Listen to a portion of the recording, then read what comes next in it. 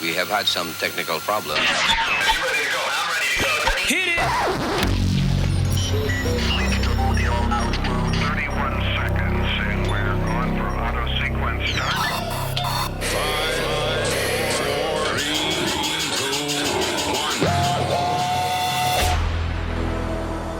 1. Hi, and welcome into Radio Stories. I'm Scotty Bud Melvin. I appreciate you click and play. I am digging up old stories from my many years on your radio in Kalamazoo.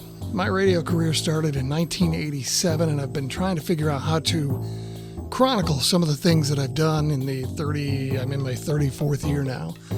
And I was too lazy to write a book, and video is a lot of work, so I decided I already had a podcast channel and website. I thought I'd throw them up here. So we're in Radio Stories podcast number 2 today. I've told this story a little bit.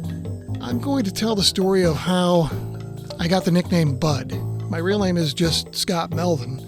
My radio name is Scotty Bud Melvin, and as rednecky as it sounds, it has served me well for about 30 years. And it is one of the most frequently asked questions that I get. So we're going to go with that one this time.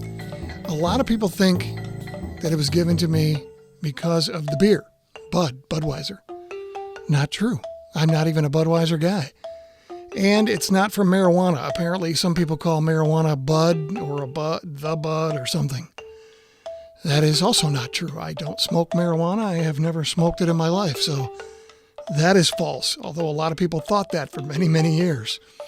So a long time ago, back in 1990, I was the overnight guy at a radio station called 107.7 WRKR in Kalamazoo.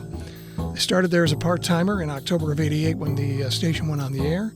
And then I moved to overnights quickly, starting in July of 1989, and that went through July of 1990.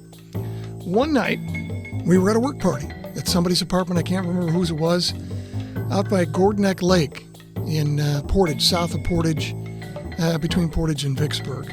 There was some drinking and having fun and the usual stuff, and I remember David Letterman was on the TV, so it must have been a Friday night.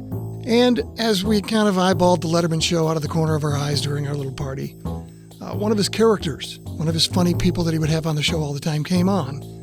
He had the Harry Carey glasses and he looked like a disheveled Alfred Hitchcock. His name? Larry Bud Melvin.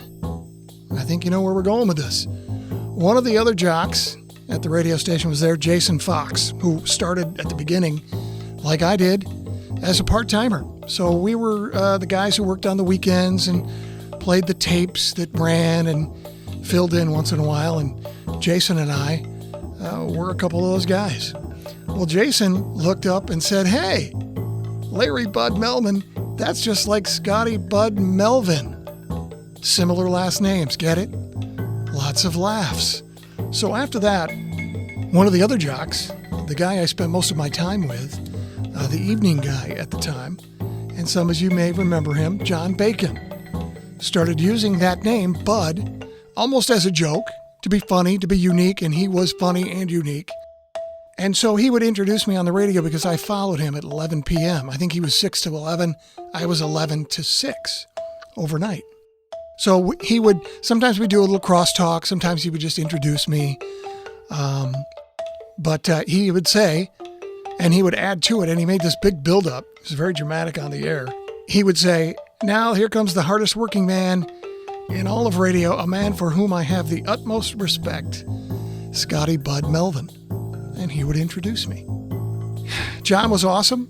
He was the second guy to take me under his wing. The first guy was Pete Rucker at Rock 96 in Three Rivers back in 1987.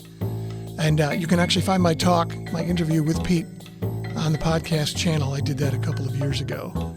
So look for that if you are someone who remembers WLKM in Three Rivers playing rock music at night in the 80s. That was actually the first sort of rock station, or station that played rock at night in Southwest Michigan. Anyway, John Bacon and I got along very well. I liked him a lot. We had a ton of fun. The nickname stuck. People seem to remember it. Oddly enough, they like to say it, and I guess people like a good nickname, so it ended up working. In fact, later we actually had to have a staff meeting to decide if we were going to use my nickname on the air officially or not. And obviously we did. So John Bacon left the radio station a short time after that.